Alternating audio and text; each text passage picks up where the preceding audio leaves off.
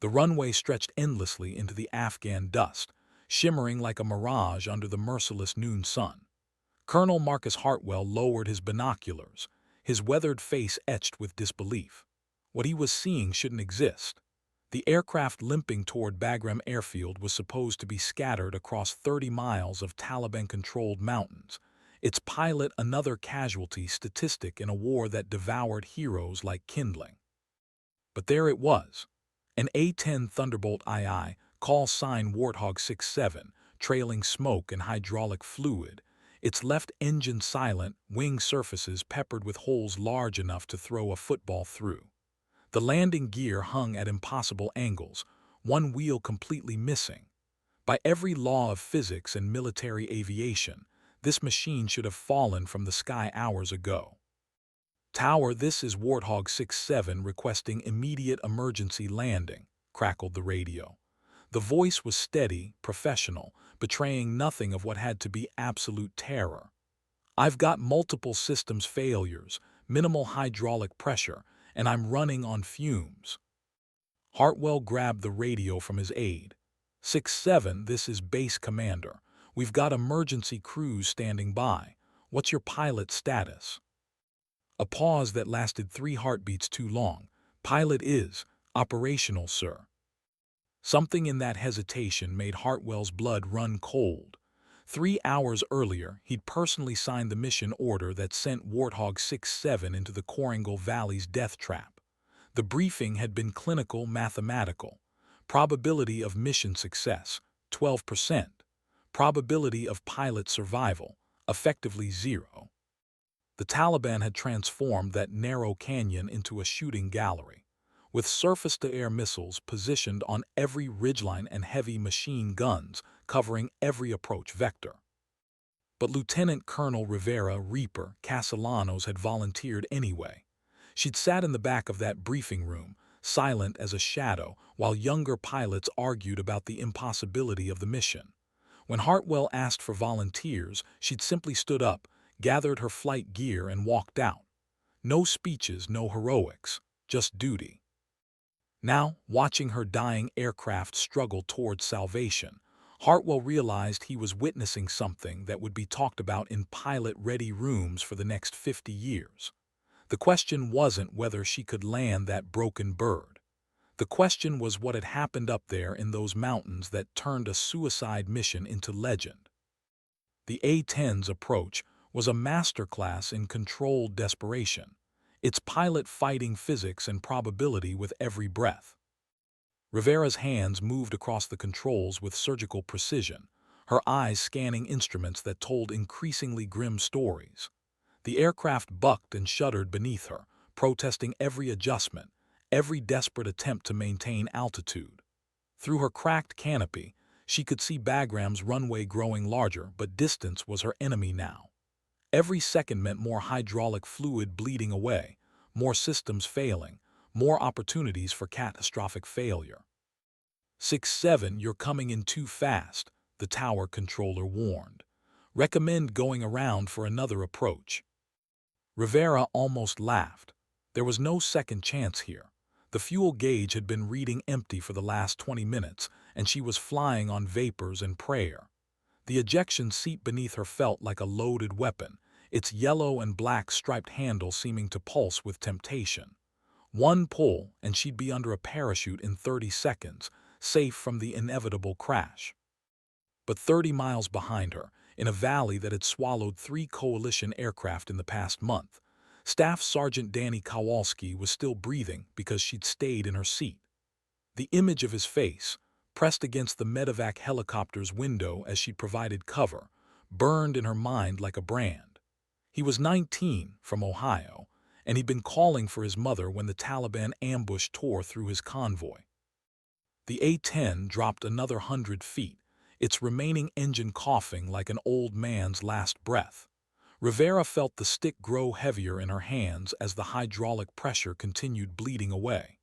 Manual reversion was coming, and when it did, this 7-ton monster would fight her every attempt at control. "Emergency vehicles deployed," came the tower's voice. "Runway is cleared for emergency landing." Through her peripheral vision, Rivera could see the fire trucks and ambulances racing into position, their red and blue lights painting the tarmac like a Christmas display. Part of her wondered if they were for her or for whatever might be left after impact. The thought was strangely comforting. She'd earned her call sign Reaper during her first deployment to Iraq, when she'd stayed on station for 6 hours during a massive sandstorm, providing close air support to a Marine unit trapped in Fallujah. The Marines had run out of ammunition, surrounded by insurgents, when Rivera arrived overhead. For 6 straight hours, she'd circled in zero visibility, using nothing but radio calls and GPS coordinates to rain death on enemy positions. When the storm cleared, they'd found her A-10 so covered in sand it looked like it had been buried for decades. The Marines she'd saved started calling her Reaper that night, not because of the death she brought to enemies, but because death couldn't claim the souls she protected. Rivera keyed her radio one more time. "Tower, Warthog 6-7 is committed to land." The words carried finality like a door slamming shut. There was no going back now. The runway rushed toward her, and with it, either salvation or statistics. She was about to find out which one she'd become. The first touchdown was almost gentle, deceptive in its softness. For a heartbeat, Rivera thought she might actually pull this off. Then the damaged landing gear collapsed, and the A-10 became a 20,000-pound sledgehammer hitting concrete at 140 miles per hour. The sound was indescribable, metal shrieking against asphalt, sparks fountaining like fireworks, the aircraft sliding sideways down the runway in a shower of debris and flame. Inside the cockpit, Rivera felt the world turn into a violent kaleidoscope. Her helmet slammed against the canopy as the aircraft rolled, then scraped along the runway upside down for 300 yards before finally coming to rest in a cloud of dust and aviation fuel. The silence that followed was absolute, broken only by the tick of cooling metal and the distant wail of approaching sirens. Rivera hung suspended in her ejection seat, held in place by her harness, blood trickling from a cut above her left eye. Every part of her body screamed in protest, but she was alive. More importantly, she was conscious.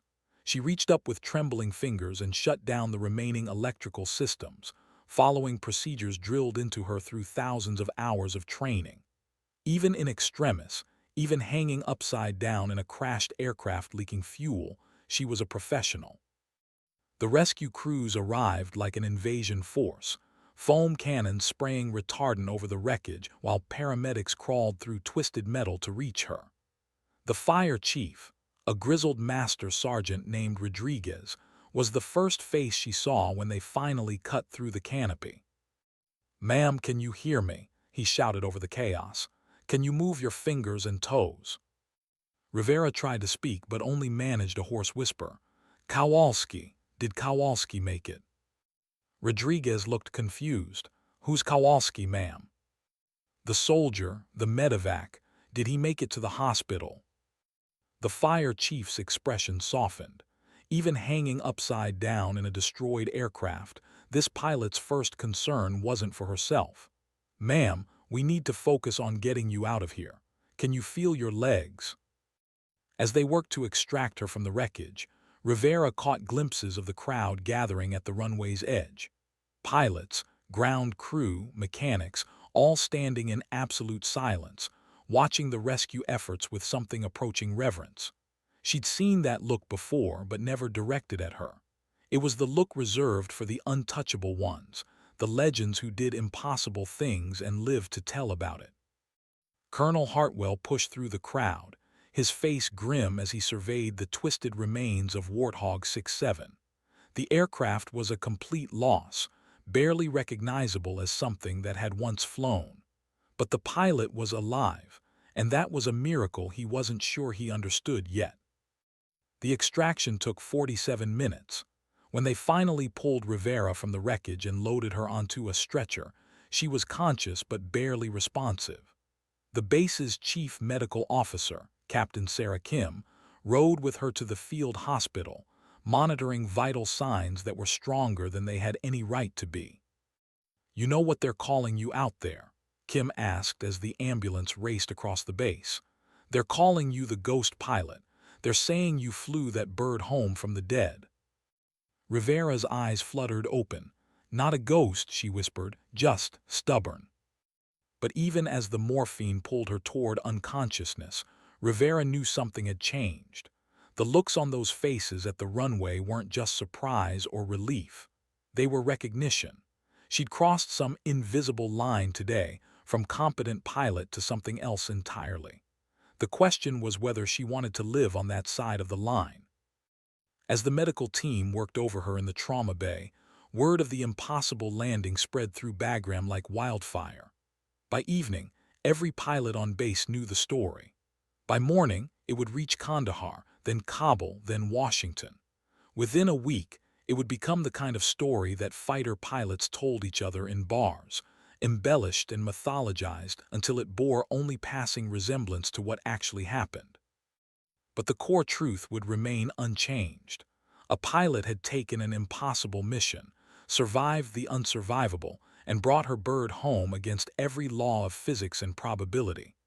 In a war where victory was measured in small increments and daily survival was its own achievement, that meant something.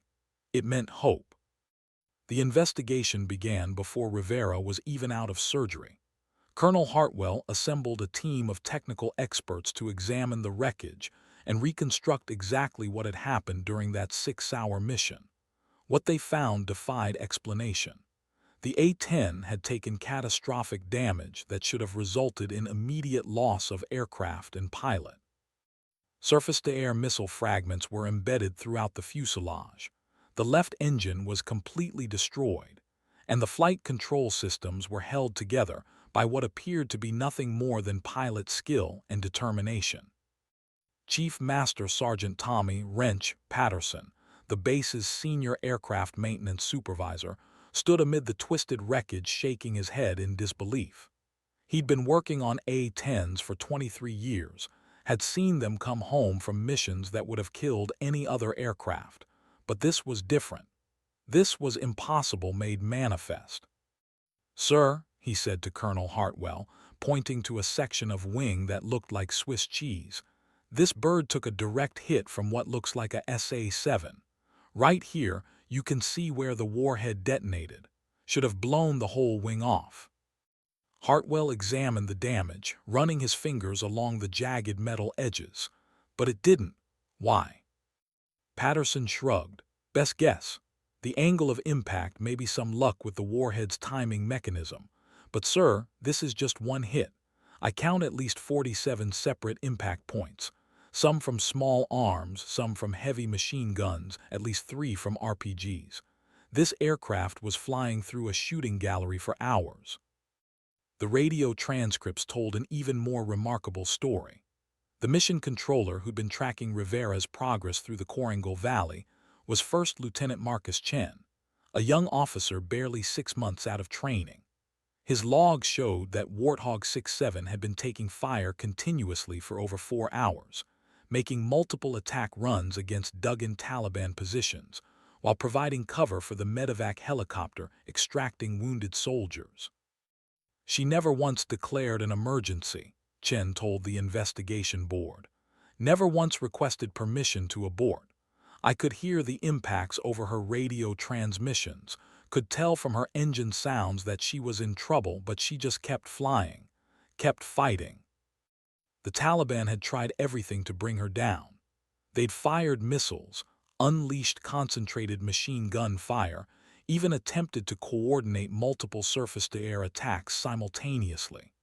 But Rivera had danced through their defenses like smoke, appearing where they didn't expect her, disappearing before they could properly target her, always coming back when the ground forces needed her most. "It was like watching a master class in close air support," Chen continued. "Every attack was precise, every decision was tactically sound. She was getting shot to pieces, and she was still making perfect attack runs." The most remarkable aspect wasn't the damage the aircraft had sustained, but how Rivera had managed to keep it flying. The flight data recorder showed that she'd been dealing with cascading systems failures for over 3 hours, manually controlling aircraft functions that should have been impossible to manage without full hydraulic power. She'd essentially been flying a falling rock and making it dance. General Patricia Williams arrived from Kabul on the second day of the investigation. As the regional air commander, she wanted to understand how one pilot had accomplished what her planners had deemed impossible. She found Rivera in the hospital, awake but heavily medicated, staring out the window at the flight line where her destroyed was still being examined. "Colonel Castellanos," Williams said, taking a chair beside the hospital bed, "I've been reading the reports, what you did up there. I'm not sure we have proper terminology for it."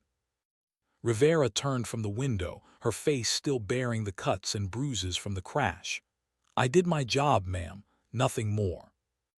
Your job was to provide close air support for 6 hours in the most dangerous airspace in Afghanistan, survive multiple direct hits from surface-to-air missiles, and land a completely destroyed aircraft safely."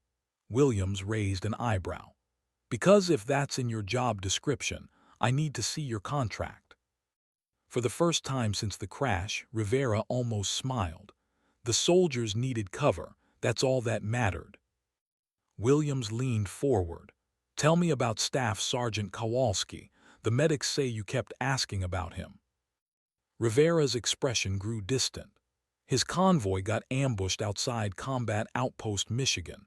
IED took out the lead vehicle, then they got caught in a crossfire. He was hit bad, shrapnel in his chest, bleeding out. The medevac bird couldn't get in because of the incoming fire, so I made it stop. For 6 hours. However long it took." Rivera's voice was quiet but absolute. "He's got a daughter, 2 years old. Her name is Emma. He showed me pictures." General Williams felt something shift in her understanding of what she was dealing with. This wasn't just exceptional piloting or tactical brilliance. This was something more fundamental, more human. This was a warrior who understood that the mission wasn't about targets or objectives. It was about bringing people home. "The Taliban threw everything they had at you," Williams observed.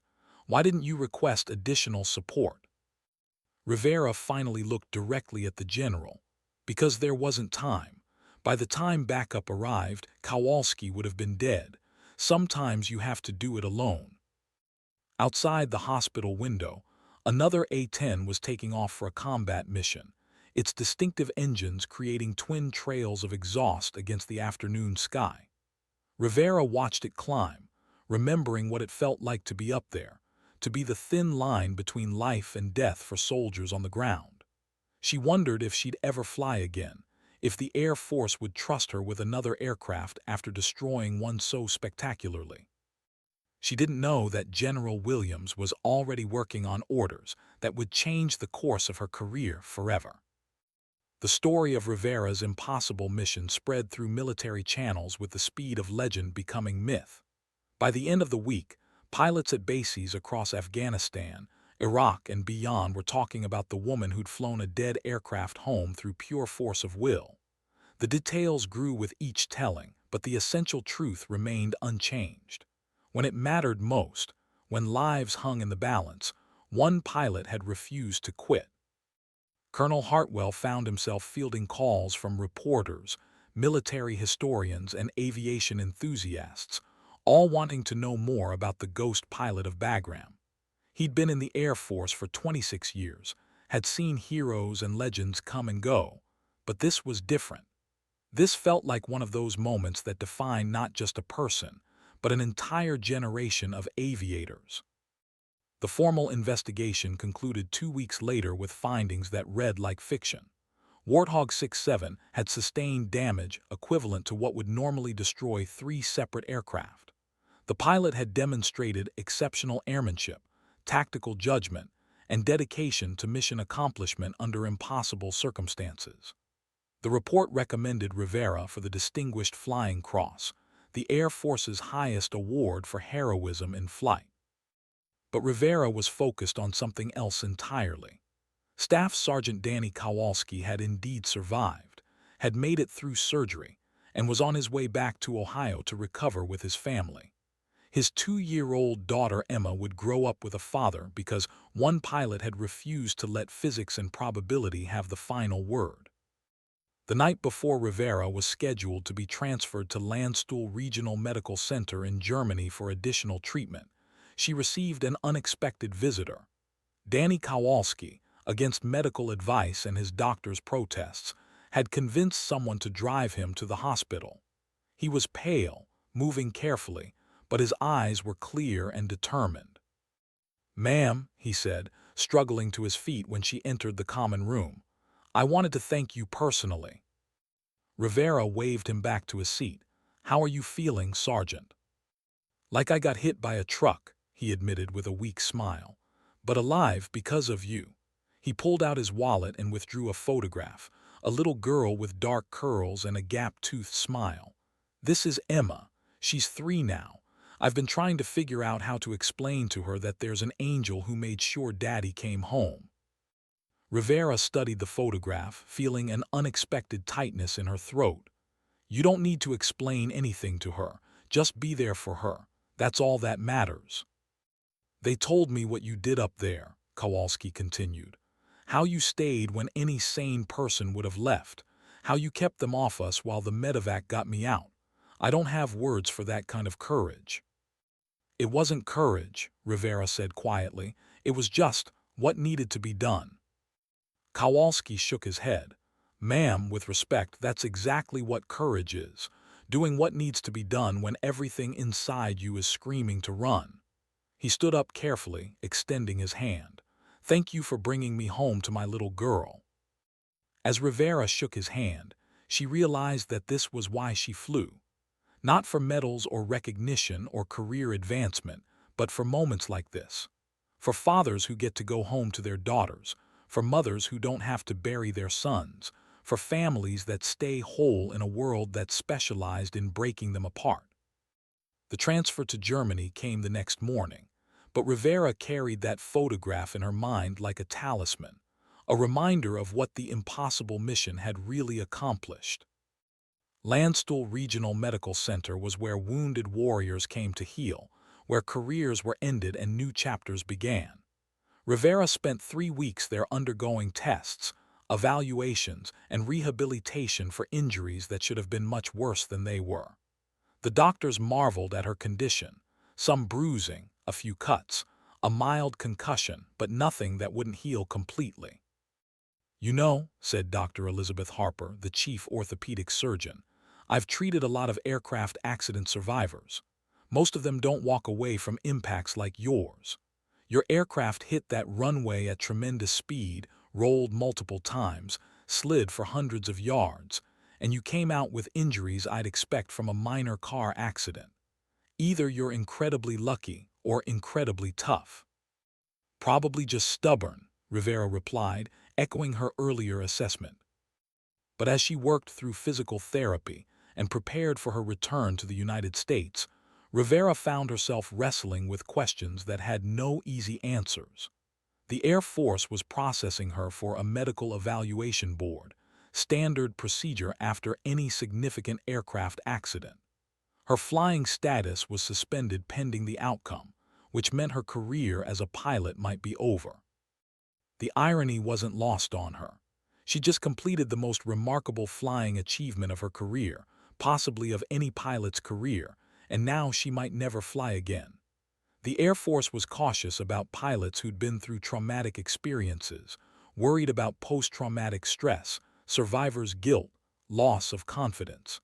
They had protocols, procedures, evaluations designed to protect both pilot and passengers.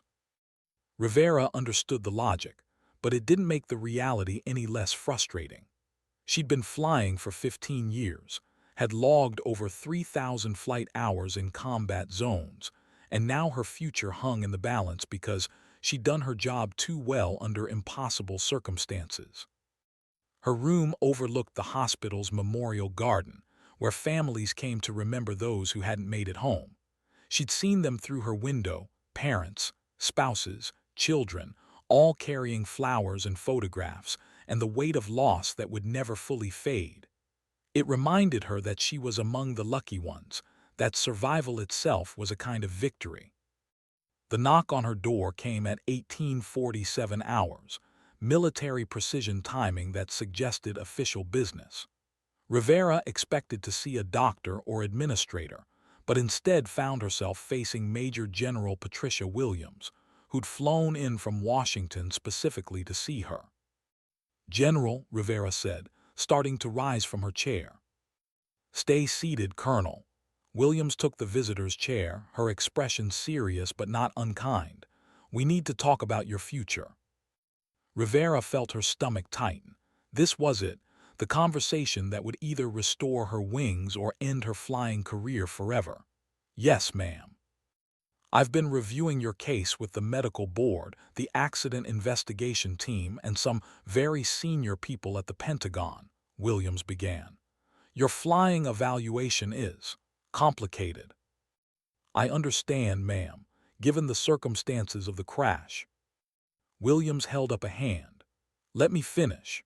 Your evaluation is complicated because we don't have proper protocols for evaluating a pilot who accomplished the impossible. Standard metrics don't apply when someone flies a mission that our planners calculated had 0% chance of success." Rivera remained silent, unsure where this was heading. "Tell me something, Colonel. Do you want to keep flying?" The question hit her like a physical force. Of course she wanted to keep flying. It was who she was, what she'd trained for, lived for, bled for. But admitting that felt like tempting fate, like asking for something she might not deserve after destroying a $40 million aircraft. "More than anything, ma'am." Williams nodded slowly. "Good, because the Air Force needs pilots like you, not just competent aviators but warriors who understand what the mission really means." She leaned forward. "I'm recommending you for full flight status restoration with a condition." Rivera's heart hammered against her ribs. "Ma'am, you're being reassigned to the 354th Fighter Squadron at Davis-Monthan.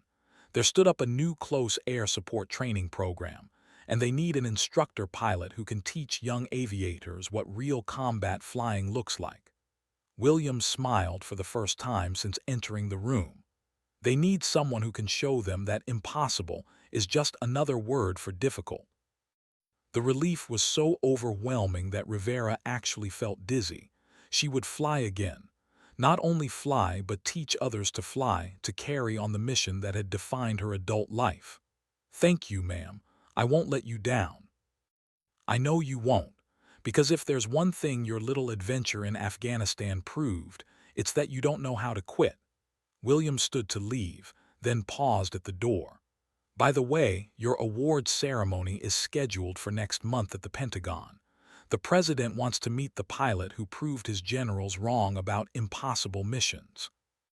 After Williams left, Rivera sat in the gathering darkness, watching the memorial garden through her window. Tomorrow she would begin the journey back to active duty, back to the cockpit, back to the life she'd thought might be over. But tonight, she allowed herself to simply be grateful for the gift of second chances and the stubborn refusal to accept defeat that had brought her this far. Staff Sergeant Danny Kowalski would be at that ceremony.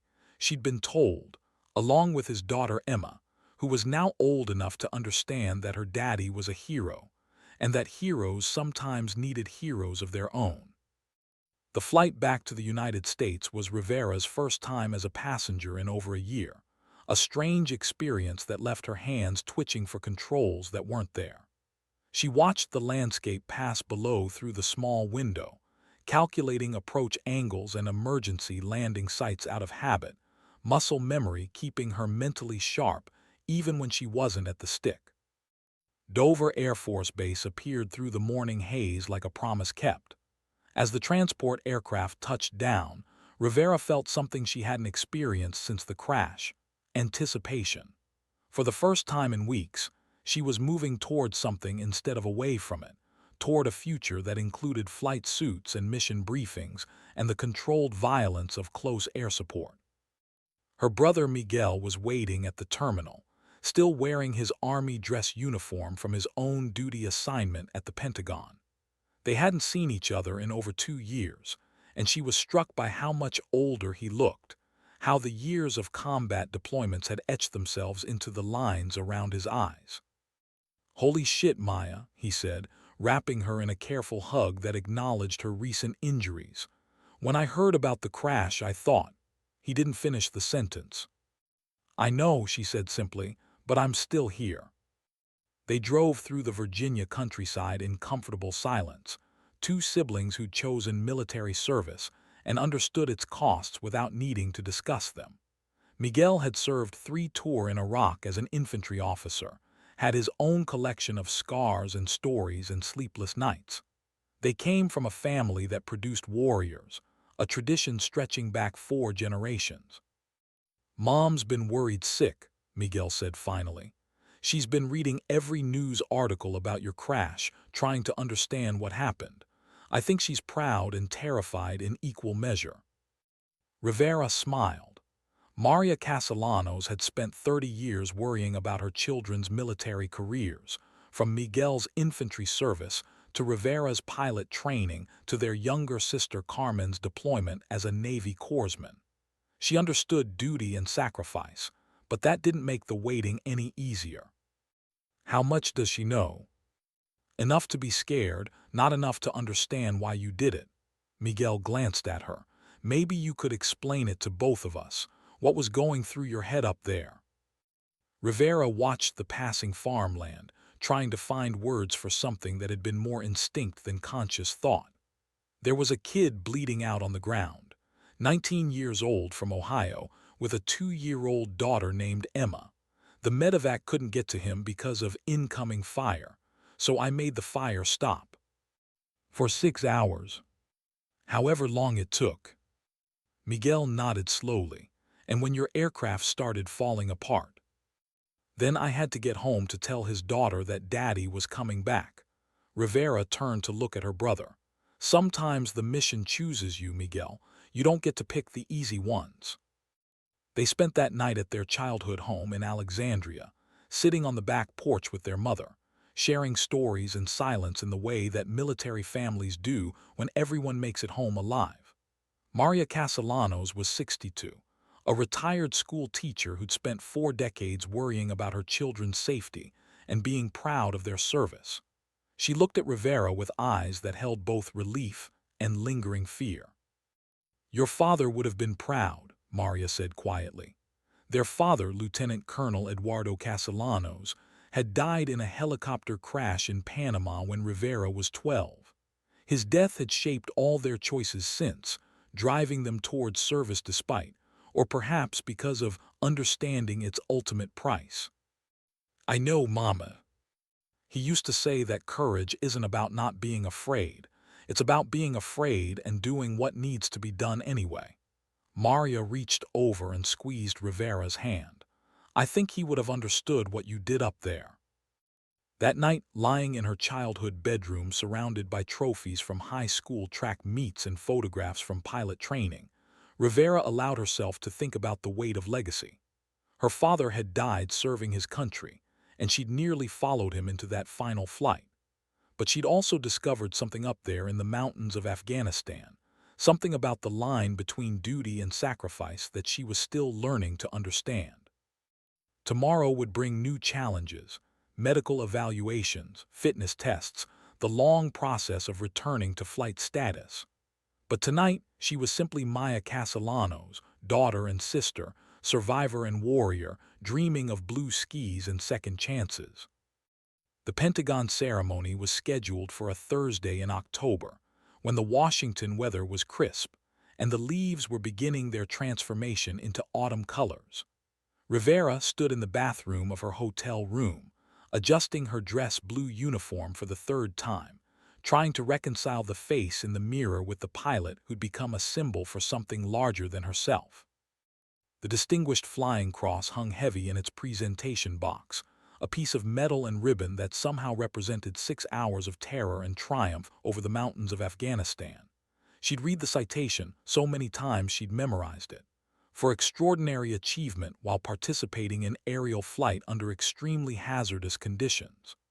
The words felt inadequate for what had actually happened, but military language had always struggled with the poetry of combat. Miguel knocked on the door. "You ready for this?" "Define ready," Rivera replied. But she followed him to the elevator and then to the waiting car that would take them across the Potomac to the Pentagon. The ceremony was held in the Pentagon's Hall of Heroes, surrounded by portraits of Medal of Honor recipients dating back to the Civil War. Rivera had been in this room before, for other people's ceremonies, but standing at its center as the focus of attention felt surreal. Secretary of the Air Force Jennifer Morrison would present the award, with General Williams providing the citation reading. The audience was small but significant. Senior Air Force leadership, her family, and Staff Sergeant Danny Kowalski with his daughter Emma, now 4 years old and fidgeting in a dress that her father had clearly wrestled her into. Rivera caught Kowalski's eye across the room and saw him nod once, a simple acknowledgement between warriors who understood what the day really meant. Secretary Morrison was a former pilot herself, a veteran of Desert Storm who'd transitioned to civilian leadership, but retained the bearing of someone who'd flown combat missions.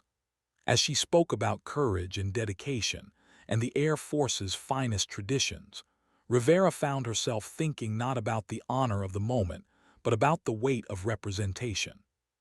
"Colonel Castellanos," Morrison said, "represents the very best of our Air Force values. When faced with impossible odds and certain death, she chose duty over survival, mission accomplishment over personal safety. Her actions that day saved American lives and demonstrated that the word impossible has no place in the vocabulary of American air power." The medal felt heavier than it should have as Morrison pinned it to Rivera's uniform, as if it carried the weight of every pilot who'd pushed beyond the possible, every mission that had demanded more than training could provide, every warrior who'd chosen the hard right over the easy wrong.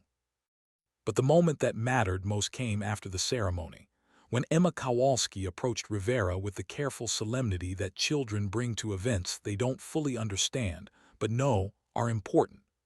She was clutching a drawing made with crayons and fierce concentration, a child's interpretation of an airplane with a woman pilot, surrounded by clouds and stars. "Daddy says you're the reason he came home," Emma said, offering the drawing. "I made this for you." Rivera knelt down to Emma's level, accepting the artwork with the reverence it deserved. "This is beautiful, Emma. Thank you." "Are you really an angel?" the little girl asked with 4-year-old directness. Rivera glanced at Kowalski, who was trying not to smile. "No, sweetheart. I'm just a pilot who had a very important job to do." Emma considered this seriously. "Daddy says angels come in all shapes. Maybe some of them fly airplanes." As Rivera hugged the little girl, she understood finally what the ceremony had really been about. Not recognition or career advancement or public relations, but the simple fact that fathers come home to their daughters, that families stay whole, that the mission continues because people are willing to push beyond the edge of possible when it matters most. Later at the reception, General Williams approached Rivera with news that would shape the next chapter of her career. "I've got your new orders," she said quietly. "Davis-Monthan, as discussed, but there's been a change. They want you to develop the curriculum personally, a new program for teaching combat pilots how to operate in denied airspace, how to accomplish impossible missions when conventional wisdom says to abort." Rivera accepted the folder containing her orders, already thinking about the young pilots she'd soon be teaching, the lessons that could only be learned through experience and shared through stories like hers. "When do I start?" "Next month. There's just one thing, they want to know what you'd like the program called, something that captures what you accomplished over there." Rivera thought about the mountains of Afghanistan, about the impossible geometry of survival, about the moment when physics becomes secondary to will. "Call it the Reaper School, because death doesn't get to choose who comes home." General Williams smiled. "I think that's perfect." As the reception continued around them, Rivera found herself looking forward to the future for the first time since the crash. There would be new pilots to train, new missions to plan, new impossibilities to confront. The legend of Warthog 6-7 would fade, replaced by new stories and new heroes, but the lessons learned in those mountains would endure. She was no longer just a pilot who'd survived the unsurvivable. She was an instructor, a guardian of institutional knowledge, a bridge between what was possible and what was necessary. The mission continued, and she would make sure the next generation was ready for whatever impossible tasks waited in the sky ahead. Davis-Monthan Air Force Base sat in the Arizona desert like a monument to American air power, its runways shimmering under the relentless southwestern sun. Rivera reported for duty on a Monday morning in November, driving through gates that opened onto a world of concrete and steel, and the distinctive silhouettes of A-10 Thunderbolt IIs lined up like sleeping predators. The 354th Fighter Squadron occupied a complex of buildings on the base's north side, its walls decorated with decades of squadron patches, mission photographs, and the accumulated history of close air support operations. Rivera's new office was small but functional, with windows overlooking the flight line where her students would soon be learning the difference between textbook flying and combat reality. Colonel Jake "Hammer" Morrison, the squadron commander, was waiting for her with coffee and a briefing folder thick enough to stop small arms fire. He was a veteran of 3 combat deployments, with the kind of quiet competence that,